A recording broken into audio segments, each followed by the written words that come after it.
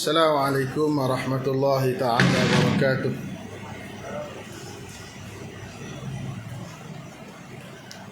Alhamdulillahilladzi arsala rasulahu bilhuda wa dinil haqq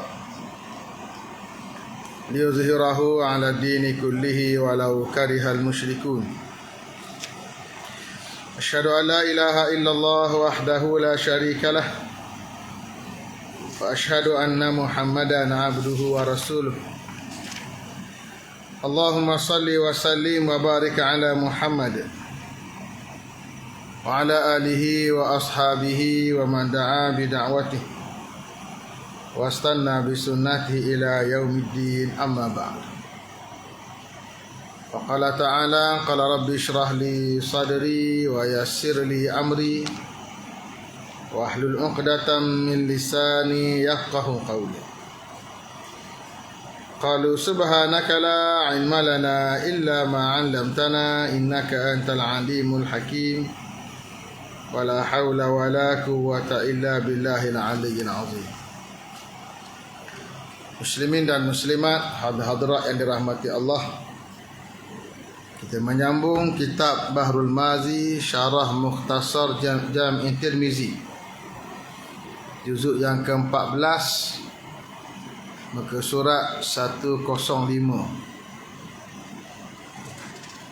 Kita masih lagi berada dalam bab berkaitan dengan perubatan, dan insya-Allah malam ni kita habiskan bab ini sebelum kita masuk bab yang baru berkaitan dengan ilmu faraid. Minggu lepas kita baca hadis tentang merawat demam dengan menggunakan air dan juga dengan berendam dalam sungai, seperti diajar oleh Nabi sallallahu alaihi wasallam sedetail kaedah berendam dalam sungai dengan berapa kali selamanya dan juga bacaannya. Malam ni kita masuk tajuk baru, Babut Tadawi bir-Ramadi. Qala al-musannif rahimahullah wa nafa'ana bi ulumi fid darain. Kata pengarang, mudah-mudahan Allah Ta'ala merahmatinya dan memanfaatkan ilmunya untuk kita di dunia dan juga di akhirat. Bab pada menyatakan berubat dengan abu. Malam ni kita nak tengok hadis tentang menggunakan abu. Abu sebagai bahan perubatan. Abu ni apa dia? Sesuatu yang dibakar maka akhirnya menghasilkan abu. Sama ada abu itu datang dari kayu, pokok kayu, ataupun dari daun, ataupun apa sahaja yang dibakar menghasilkan abu.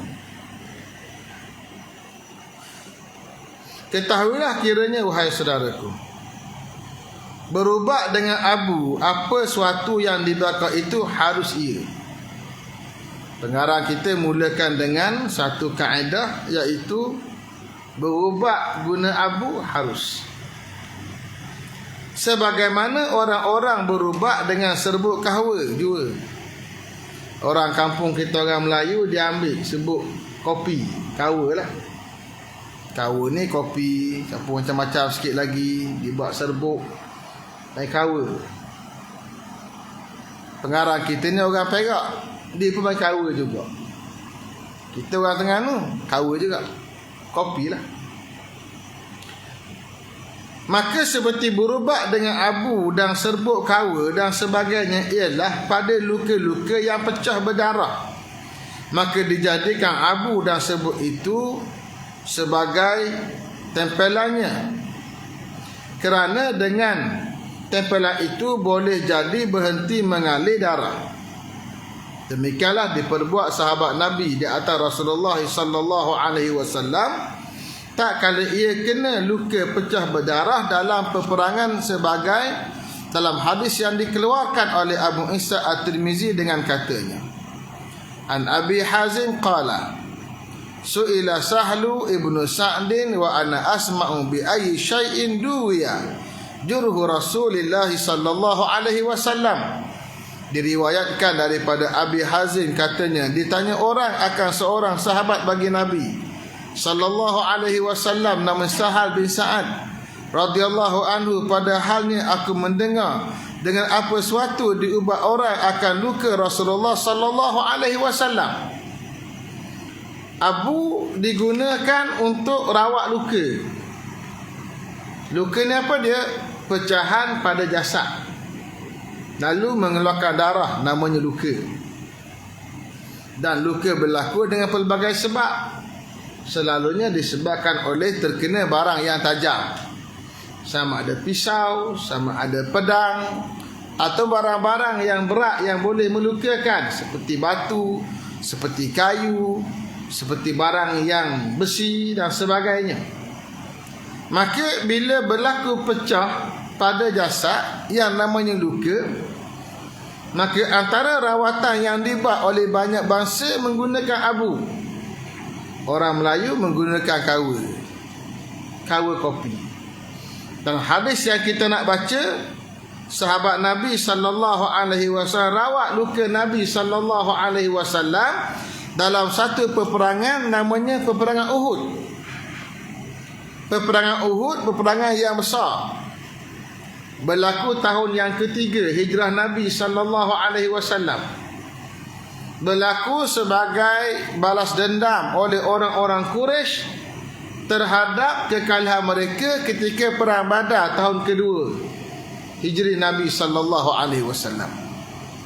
Mereka datang dengan jumlah yang besar, 3,000 orang. Sebaik kalah dalam perang Badar, mereka balik ke negeri Makkah.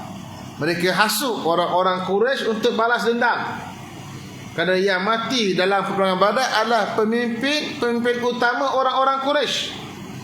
Maka semangatlah banyak orang, disebabkan ketua-ketua mereka mati, ketua-ketua kabilah mati, anak, isteri semua naik semangat. Maka mereka berjaya mengumpulkan 3,000 orang, datang menyerang kota Madinah Al-Munawwarah. Bila mereka serang Nabi sallallahu alaihi wasallam, Nabi kumpul tentera. Tentera yang Nabi boleh kumpul 1,000 orang. Tentera musuh 3,000 orang.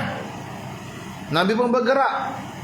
Ketika awal peperangan bincang sama ada nak berperang di luar daripada kota Madinah Al-Munawwarah ataupun nak berperang dalam kota, bertahan dalam kota. Akhirnya orang-orang muda yang semangat, termasuk orang-orang yang tak sempat hadir perang Badar, mereka baca, mereka dengar ucapan Nabi tentang kelebihan pahala mati syahid, kelebihan jihad. Mereka tak sempat bersama dengan Nabi dalam peperangan Badar kerana ia berlaku dalam keadaan yang tak dijangka, berlaku di luar daripada kawasan Madinah Al-Munawwarah. Maka mereka semangat nak perang. Kata mereka, kita keluar. Nabi sallallahu alaihi wasallam sendiri, pandangan awal Nabi ialah bertahan dalam kota. Itu pandangan Nabi. Tetapi kerana musyawarah, wasyawirhum fil amri, bermusyawarah kamu wahai Muhammad ditujukan kepada ketua dalam urusan itu. Fa iza azamta, bila kamu telah bertekad. Selepas ketua mendengar pandangan anak-anak buah dan satu mesyuarat, buat keputusan. Siapa buat keputusan? Ketua buat keputusan. Faiza azamta, bila kamu telah bertekad, fatawakkal 'ala Allah, maka bertawakallah kepada Allah Taala. Maka Nabi ikut keputusan musyawarah, walaupun Nabi tak setuju sebagai ketua, tapi itu keputusan musyawarah yang Nabi jadikan keputusan Nabi, kerana yang buat keputusan adalah Nabi sebagai ketua. Ahli musyawarah berikan pandangan begini, akhirnya setuju bagian. Nabi jadikan dia keputusan. Para sahabat Nabi yang tengok Nabi muka lain macam, tak apa nak setuju dengan keputusan, lalu mereka jumpa Nabi. Ya Rasulullah, kalau kamu tak suka pandangan ini, keputusan ini, tak apa, kami tarik balik. Kita pakai apa pandangan Nabi. Lalu apa kata Nabi sallallahu alaihi wasallam? la yanbaghi li nabiyyin idza labisa lamata an yakhla'aha. Tak wajar bagi seorang nabi di kala mana telah pakai baju besi untuk menanggalkannya. Itu kinayah. Pakai baju besi ya untuk perang, tapi itu kinayah bahawa keputusan telah dibuat. Bila keputusan telah dibuat, teruskan. Apa hasilnya kita terima. Dan itu adalah ijtihad. Setiap benda yang dibincangkan dan dibuat itu adalah ijtihad. Fa iza asaba, kalau betul ijtihad itu, falahu ajrani, dapat 2 pahala. Wa iza akhta'a, bila buat silap, falahu ajrun wahid, dapat 1 pahala. Tapi dosanya tak ada. Kenapa dapat 2 pahala? 1 pahala ijtihad, kedua pahala betul. Kenapa yang silap tadi dapat 1 pahala? Sebab boleh pahala ijtihad, tak boleh pahala pada betul sebab dia salah. Tetapi itu keputusan. Maka Nabi kata tak wajar bagi seorang Nabi dah pakai baju besi nak tangan balik, tak ada, tak undur, terus jalan. Maka Nabi SAW pun keluar bersama dengan para sahabat Nabi SAW 1000 orang. Bila keluar 1000 orang tengah jalan, 300 orang kena balik. Siapa dia? Orang-orang munafik, dipimpin oleh Abdullah bin Ubay bin Salul, yang pada peringkat awal masa bincang, inilah hak semangat, jom kita kena keluar ya Rasulullah. Jangan bertahan dalam Madinah, bertahan kat luar Madinah Al-Munawwarah, kita pergi perang lawan orang Quraisy, kita boleh menang. Yang bagi semangat yang jolok ni provokasi saja. Akhir bila dapat keputusan sampai tengah jalan, kau nak balik. Apa alasannya? Inna buyutana aurah, rumah kami aurah, terbuka. Auratnya terbuka, makna terdedah. Tak selamat rumah kami. Siapa nak dengar rumah tangga kami kalau orang Quraisy menyerang? Alasan tu tak dibuat masa awal-awal bincang. Tak. Ini cara orang-orang munafik mempermainkan Nabi SAW, mempermainkan para sahabat. Tujuannya apa dia? Nak bagi orang Islam lemah semangat. Dah keluar 1000, musuh 3000, 1 lawan 3. Tak mudah. Tak apa, semangat perjuangan itu gagah, membara, berkabar-kabar. Lari 300 orang tengah jalan, jatuh semangat. Itu tujuan mereka. Tapi kaedah Islam undurnya tidak. Undurnya tidak. Berlaku perang, teruskan. La natamanna liqa'al adu. Kami tidak mengharapkan bertemu dengan musuh. Fa iza laqitumuhum fasbutu. Kalau bertemu dengan musuh, undurnya tidak, kekal. Mencari balah bukan kerja orang Islam. Cari musuh bukan kerja orang Islam. Tetapi bila maju di hadapan ada musuh, undurnya tidak. Maka orang yang lari daripada medan perang ketika sedang berlaku perang, ini dosa besar. Dalam hadis disebut 7 mubiqat, 7 perkara, ijtanibus sab'an mubiqat, jauhi 7 perkara yang membinasakan. Ulama mengkategorikan hadis ini sebagai antara dosa besar yang 7. Apa dia? Al-firar yaumaz zahfi, lari ketika mana hari sengit berperang. Yang dibuat oleh munafik bukan ketika sengit, dia buat tengah jalan. Nak balik, Nabi biar, tak apa nak balik, dosa tak ada lagi. Tapi kalau berlaku ketika perang lagi, dalam keadaan Islam, pemimpin pada peperangan, panglima perang, dia boleh bunuh orang lagi ni. Sebab apa? Sebab lari seorang dari medan perang, satu dosa besar. Yang kedua, dia boleh melemahkan semangat baki orang Islam. Kecuali jika diarah oleh ketua untuk berundur setapak ke belakang. Berundur untuk datang balik. Berundur selangkah mencari tapak datang balik. Bukan berundur untuk tinggal lari tu, tak. Itu keadaan Islam. Maka berlakulah peperangan. Peperangan yang sangat sengit. Dalam peperangan yang sengit inilah Nabi SAW luka. Lukanya Nabi SAW hingga berdarah dahinya. topi kepala Nabi, topi yang dipakai masa peperangan pecah, dipecahkan oleh musuh. Luka sedikit dahi Nabi, pipi Nabi pun luka, bibir bawah Nabi pecah, gigi taring Nabi yang bawah patah. Itu luka yang kena kat Nabi sallallahu alaihi wasallam. Jika ditanya kenapa Nabi luka, tidakkah Nabi itu Nabi? Itu menggambarkan Nabi sebagai manusia yang boleh luka, yang boleh sakit, yang boleh mati. Itu Nabi sebagai manusia. Tetapi Nabi sebagai Nabi pada syariatnya, Nabi sebagai Nabi pada akidahnya, itu adalah wahyu daripada Allah Subhanahu Wa Taala. Kalau Nabi pun luka dalam peperangan, apatah lagi umat. Maka luka ketika perang, sakit ketika perang, dan mati kerana perang, itu adab perjuangan. Maka Allah turunkan ayat seperti laukana aradan qariban wa safaran qasidan lattaba'uk. Jika sekiranya perjuangan kamu itu wahai Muhammad aradan qariban, mata benda yang hampir yang akan diperoleh oleh manusia, wa safaran qasidan, musafirnya sederhana sahaja, lattaba'uk, pasti mereka ikut kamu wahai Muhammad. Walakin ba'udat alaihim syuqqah, tapi jauh sangat kesukarannya, bukannya pendek. Nak boleh mencapai kemenangan panjang, akhirnya dinikmati oleh orang terkemudian, hasil perjuangan orang yang terdahulu. Hari ini kita menang negeri sebagai contoh.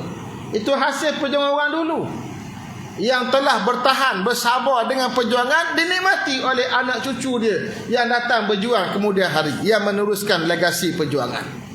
Maka begitulah Nabi sallallahu alaihi wasallam berperang, Nabi luka, Nabi berdarah. Malam ni kita baca hadis macam mana sahabat Nabi buat bila Nabi sallallahu alaihi wasallam luka.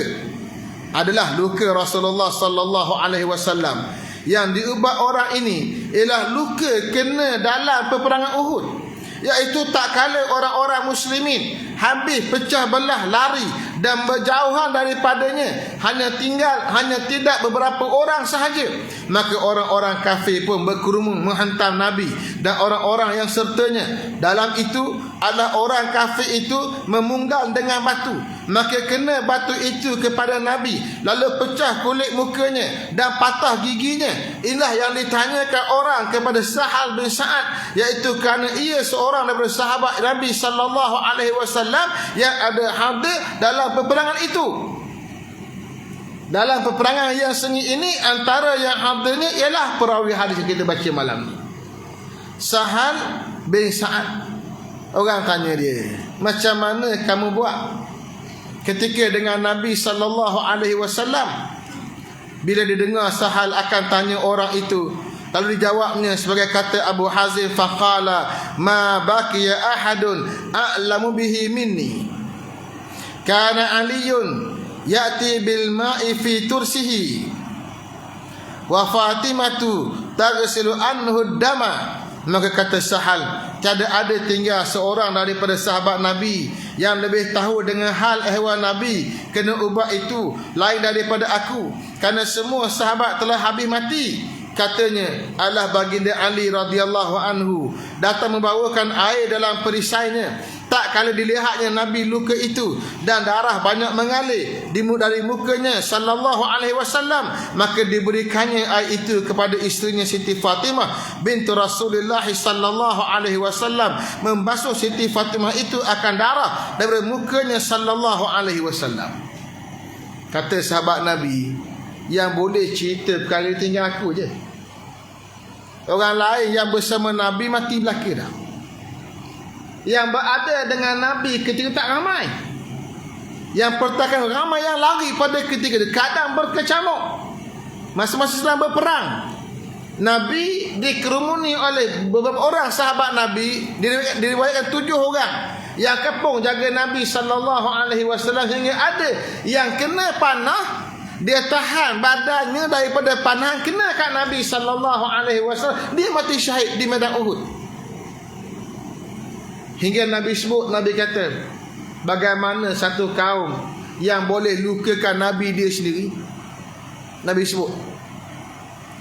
Maka yang tinggal ketika ditanya soalan ini, ni sahabat Nabi ni, Sahal bin Sa'd yang tinggal hak lain, hadut dengan Nabi ketika perang, yang tengok apa yang berlaku, yang hadir bersama ketika luka, tak ada belaka dah. Dia kata pertamanya Ali radhiyallahu ta'ala anhu, sepupu Nabi, yang jadi menantu Nabi, kahwin dengan anak Nabi yang Nabi sayang, namanya Fatimah.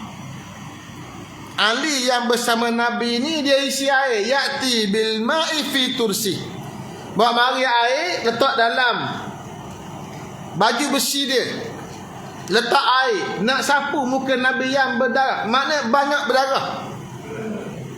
Yang tolong basuh cuci muka Nabi sallallahu alaihi wasallam siapa dia? Fatimah. Satu riwayat menyebut bila Fatimah dia tuang air kat muka Nabi sallallahu alaihi wasallam, tengok air menjadi sebab darah makin banyak keluar. Darah tak berhenti. Tujuan siram air kat muka Nabi dengan air tadi, tujuannya nak hentikan pengaliran darah. Darah tak berhenti, kekal keluar daripada muka Nabi sallallahu alaihi wasallam. Maka apa dibuat oleh Fatimah? Wa uhdika lahu hasirun fahushiya bihi jurhu, dan dibakar orang akan tika baginya, maka disembunyikan dengan dia akan lukanya. Yakni apabila telah dibasuh oleh Siti Fatimah akan luka ayahandanya, maka darahnya pun tidak berhenti juga daripada mengalirnya. Ia pun lalu membakar tika dan diambil abunya, dibuatkannya tanpa luka Rasulullah sallallahu alaihi wasallam, maka dengan itu berhentilah darah itu daripada mengalirnya. Maka Fatimah bakar tika hak dibawa. Dia bakar tika dibawa, mendapat abu. Abu itulah yang dia sumbat tempat luka Nabi sallallahu alaihi wasallam. Dengan tanpa luka Nabi dengan abu tadi, maka barulah darah Nabi berhenti mengalir. Di situlah diambil kaedah oleh para alim ulama bahawa abu yang dibakar boleh digunakan untuk menghentikan darah yang mengalir ketika luka. Dan bagi orang Melayu menggunakan kawa. Itu pengalaman orang-orang Melayu kita. Masalah menyedapkan dan menyukakan hati orang yang sakit itu disuruh syarak kita, maka tidak ada lebih penyuka hati dan penyedapnya. Ialah sukakan dia panjang umurnya dalam taat kepada Allah dan cukup sentosa dan sihat afiat. Maka apabila pergi seorang kamu kepada seorang yang sakit itu, sukakanlah hatinya. Dengan demikian itu, seperti dikatakan, mudah-mudahan dipanjang Allah lagi akan umur kamu. Sabarlah sedikit hari dalam sakit ini. Badan kamu ada muda lagi, akal kamu cukup baik, hikmat kamu cukup ada. Apabila sihat kamu dari sakit ini, bersungguhlah kamu meninggikan hemah mencapai apa yang disuruh Allah, supaya sentosa kamu kemudian hari dunia dan akhirat. Bermula dalil atas suruh syarak menyukakan hati orang sakit itu ialah sebagai hadis yang dikeluarkan oleh Abu Isa At-Tirmizi dengan katanya, an Abi Sa'idin Al-Khudri qala Rasulullah sallallahu alaihi wasallam, idza dakhaltum 'alal maridi fanaffisu lahu fi ajalihi. Diriwayatkan daripada seorang sahabat bagi Nabi sallallahu alaihi wasallam, namanya Abu Sa'id Al-Khudri radhiyallahu anhu, katanya telah bersabda Rasulullah sallallahu alaihi wasallam, apabila masuk kamu kerana ziarah ke atas satu orang yang sakit, maka hendaklah sukacitakan hatinya dan sedapkan dia pada ajalnya. Katakan, insya-Allah dipanjang Tuhan akan umur kamu, kerana aku lihat kamu muda dan baik. Fa inna zalika la yaruddu syai'a wa yatibu bi nafsihi. Kerana bahawasanya perkataan kamu yang menyukakan hati orang sakit itu tidak menolakkan kehendak Allah suatu pun, padahalnya membaik ia akan diri yang sakit itu. Kata Abu Isa At-Tirmizi, kemudian ini hadis hasan lagi gharib. Satu lagi hadis yang kita baca malam ni, Nabi cerita tentang bagaimana kita melawat orang sakit. Bila kita melawat orang sakit ni macam-macam keadaan. Ada sakit biasa, ada sakit sederhana, ada sakit muzmin dia panggil. Muzmin ni makna penyakit yang sampai bila-bila, tak ada ruang sembuh dah. Sekali dia kena umpama darah tinggi, dia tak undur dah, bertahan. Dia kena kecil manis, dia tak undur dah, dia bertahan. Dia kena buah pinggang, dia tak undur dah, dia bertahan. Muzmin sampai akhir dia mati. Walaupun kita bertemu melawat orang yang sakitnya macam ni, yang adab kata akhirnya tak ada. Tetapi ada satu adab yang diajar oleh Nabi kita sallallahu alaihi wasallam. Apa adabnya? Bagi semangat. Sebab itu kata Nabi, iza dakhaltum 'alal marid, bila kamu masuk jumpa orang sakit, fanafisu lahu fi ajali, bagi dia bernafas, nafisu, bagi dia semangat, fi ajali, tentang ajal dia. Bagi tahu kat dia, ini biasa je, ramai orang macam ni sampai umur 100 tahun hidup oleh ada. Ada kecil manis, puluhan tahun kecil manis. Dia kecil manis bukan undur ke belakang, dia makin teruk, tetapi dia boleh bertahan. Dengan sebab dia ambil ubat, sebab dia jaga makan minum, sebab dia buat aktiviti dan sebagainya. Sakit yang pada setengah orang cepat mudarat dia, bagi dia lambat. Ngek. Semakin meningkat, semakin teruk, tapi dia sikit-sikit bertahan. Kecil mana umur 30, 70 orang mati. Walaupun sikit duk kerik badan dia. Nabi kata nafisu, bagi semangat kat dia. Ada apa? Ramai je macam ni, tengoklah lah ada. Pergi main bola lah, pergi apalah, ada apa? Ramai je hak terlentang atas katil, elok-elok ada je bangun segala mega. Hak pergi melawat dia mati dulu. Hak pergi melawat, sian dia. Nampak tak lama dah ni. Tengok hak kata lagu tu, pergi dulu. Pergi dulu macam mana? Turun hospital, naik kereta, orang langgar mati. Mati sebab orang langgar dia. Hak duduk atas katil hidup boleh ada ni.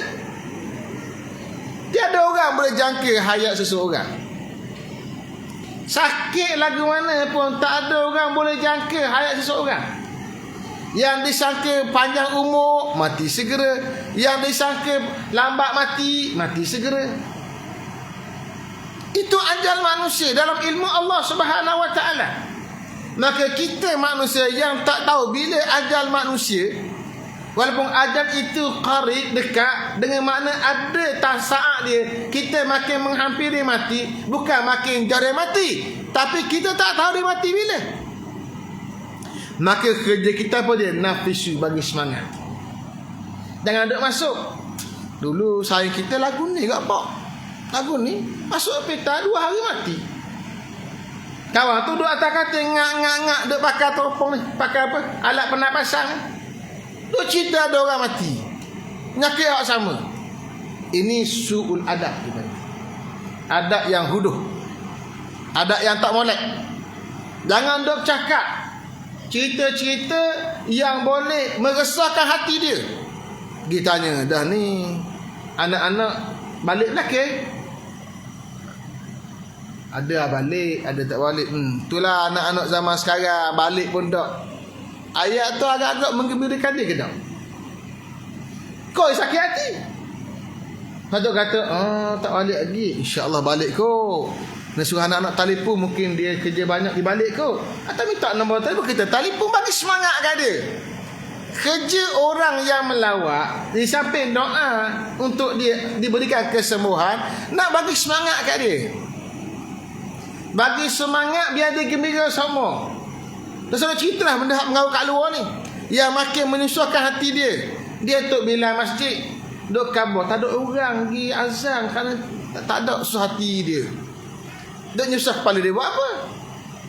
Bagi dia tenang diri, bagi dia seronok, bagi dia gembira, bagi dia harapan. Tu Nabi kata nafisu fi ajali, bagi semangat pada ajal dia. Kata Nabi, fa inna zalika la yaruddu syai'a. Yang kita sebut tu tidak akan menolak satu pun. Ajal dah ada, tidak akan tertolak ajal tu dengan sebab kata-kata kita. Tempoh masa dah ada. Kita baca hadis yang masyhur riwayat Bukhari Muslim. Nabi sebut setiap orang kalangan kamu la yujma'u fi batni ummihi 40 yawman nutfatan thumma yakunu 'alaqatan misla zalik thumma yakunu mudghatan misla zalik summa ya'ti ilaihi al-malak fayunfakhu fihi ar-ruh wa yu'maru bi 4 kalimat. Setiap orang kalangan kamu dihimpunkan dalam perut ibu dia 40 hari dalam bentuk nutfah, kemudian 40 hari dalam bentuk alaqah, kemudian 40 hari dalam bentuk mudrah, cukup 120 hari datang pada malaikat, fayunfakhu fihi ruh, maka ditiupkan padanya roh, wa yu'maru bi 4 kalimat, dan diarahkan catat 4 perkara. Bikatbi rizkihi wa ajalihi wa amalihi. Satu, catat rezeki dia. Kedua, catat ajal dia. Ketiga, catat amal dia. Keempat, catat syakiyun au sa'id, bahagia dia ke celaka dia. Maknanya ajal tu telah dicatat, telah ada dalam maklumat para malaikat. Yang tak tahunya kita. Maka kita yang tak tahu tak sedar bincang benda yang tak tahu. Kerja kita bagi semangat. Nabi kata yang ni tak boleh menolakkan sesuatu pun, tetapi wayati bubi nafsi, tapi boleh menyejuk, melembutkan, menyeronokkan hati dia. Semangat. Sakit ni tuan-tuan bukan hanya kerana jasad yang sakit. Sakit ni sebahagiannya kerana perasaan. Nabi Yaqub alaihissalam, kerana kerinduan anak bernama Yusuf yang hilang, sakit, menangis akhir buta mata. Sakit rindu pada anak. Manusia jatuh sakit punca kerana perasaan dan semangat. Yang dah sakit, lagilah sakit bila semangat dan perasaannya disakitkan, dia kau sakit. Tetapi jika semangat dan perasaan dipulihkan, diberikan semangat, maka semangat itu boleh memulihkan kesakitan, menyegerakan kesembuhan. Dia tak dapat elak antara fizikal dengan spiritual kita. Dia saling kait mengait. Sakit jiwa bawa pada fizikal, sakit fizikal bawa pada jiwa. Kerja kita bagi semangat. Sebab itulah orang yang sakit, adab bertamu di rumah orang sakit, dia tak boleh panjang. Sekejap-sekejap. Lepas tu tak digalakkan hidang air. Hidang air panjang. Lepas teko. Angkat kopi, habis teko kopi. Angkat pula teh, habis teko teh. Hak dapur kata nak balik bila Datuk ni? Duk bila lagu tu? Duk akak sama. Akhir-akhirnya akak kat dia air kosong. Faham tu? Bukan tempat nak sembang panjang, sikit-sikit. Kalau panjang sembang, panjang cerita, banyak cerita mengarut masuk. Pendek-pendek, sekejap-sekejap, sekadar masuk doa untuk dia dan bagi semangat untuk dia. Itu adab yang diajar oleh Nabi kita sallallahu alaihi wasallam. Masalah sakit itu menghapuskan dosa. Apabila sabar seorang itu atas sakitnya, sekira-kira tiada mengadukan untung kurang baik pada orang itu dan orang ini, dan tiada menyebut kerana itu dan kerana ini, marah orang itu, marah orang ini dengan sebab sakit itu, maka apabila sakit seorang dengan sabar serta berikhtiar juga mencarikan ubatnya, maka orang yang jadi berkurangan dosanya dihapuskan oleh sakit itu. Bermula dalil yang menunjukkan atas demikian itu ialah sebagai hadis yang dikeluarkan oleh Abu Isa At-Tirmizi dengan katanya, an Abi Hurairah anna Nabiyya sallallahu alaihi wasallam ada rajulan min wa'kin kana bih, diriwayatkan daripada seorang sahabat bagi Nabi sallallahu alaihi wasallam, namanya Abu Hurairah radhiyallahu anhu, bahwasanya Nabi sallallahu alaihi wasallam telah ziarah ia akan seorang laki-laki dari sebab sakit demam yang ada padanya. Dalam itu bersabda baginda, faqala abshir fa inna Allah yaqulu hiya nari usallituha ala abdil muznib litakuna hazzuhu minan nar litakuna hazzahu minan nar. Maka sabdanya, hendak kamu sukacita kerana bahawasanya Allah Ta'ala berfirman, sakit demam itu api aku yang aku kerasi akan dia pergi naik ke atas hamba-Ku yang berdosa, supaya adalah demam itu habuannya yang melepaskan dia daripada api neraka Allah Subhanahu Wa Ta'ala. Satu lagi hadis, cerita Nabi, dia melawat seorang sahabat yang sakit. Dia melawat sahabat yang sakit, Nabi sebutkan dia, absyir, bergembiralah kamu. Nabi Allah datangkan ke dunia basyiran wa nazira, beri khabar gembira bagi amaran neraka. Maka Nabi SAW sentiasa imbang antara menceritakan perkara yang menggembirakan berkaitan syurga dan memberi peringatan perkara yang menakutkan berkaitan neraka. Ini kaedah. Bahkan bila kita baca surah Al-Fatihah, kata ulama tafsir, Al-Imam Ibn Katsir sebut, pada perkataan Alhamdulillahi Rabbil Alamin, ayat yang pendek itu ada basyir wa nazir. Basyir, berita gembira. Apa berita gembiranya? Alhamdulillah, itu berita gembira. Segala puji syukur milik Allah Ta'ala, itu berita gembira. Berarti orang yang puji Allah Ta'ala, orang yang bersyukur pada Allah Ta'ala, dimulakan hak pada Allah Ta'ala, itu kegembiraan untuk diri dia. Kerana orang yang memuji Allah diberikan syurga. Rabbil Alamin, Rabb, Tuhan yang mencipta, memiliki, menguruskan semesta alam, itu nazir, itu amaran. Amaran bahawa Tuhan yang miliki kamu, Tuhan yang cipta kamu, Tuhan yang menguruskan kamu, maka Tuhan boleh buat apa saja pada kamu. Kena ingat, Tuhan punya alam. Tak sedut nebeng lah seolah begitu. Maka ayat yang pendek itu mengandungi basyir wa nazir. Antara hak gembira Nabi sebut pada orang sakit, berkata absyir, bergembiralah. Perkataan absyir ni banyak tempat Nabi sebut.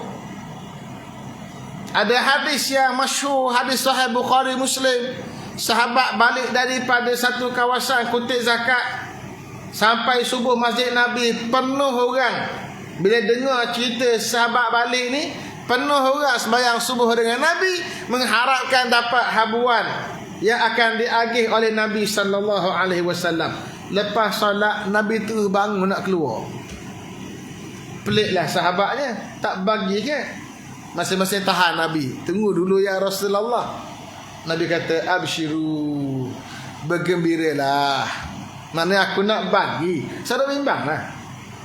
Wa amilu ma yasurrukum, panjangkanlah angan-angan yang boleh menggembirakan kamu. Tapi yang Nabi nak peringat apa dia? Wallahi, Nabi kata, demi Allah. Yang Nabi nak peringat apa dia? Demi Allah bahawa mal faqru aksya alaikum, bukan miskin itu kubimbang berlaku pada kamu, walakin aksya antum sata alaikumud dunya, aku bimbang dibentangkan pada kamu dunia. Asal orang susah jadi senang, mabuk dengan senang, dia lupa daratan. Ini aku bimbang. Hadis itu cerita Nabi sebut absyiru, gembira, aku bagi. Sabalah hadis ini. Nak kata oleh sahabat, absyir, gembiralah. Apa yang nak gembiranya? Fa innallaha yaqul, Allah berfirman di hadis kursi, hiya nari, ni demam yang berlaku pada kamu, panas ni, ini api daripada aku. Usallituha ala abdi al-muznib, aku kenakan pada hamba-Ku yang berdosa. Mana ada hamba yang tidak berdosa? Hebat mana pun dia hamba kepada Allah Ta'ala, pasti dia buat dosa.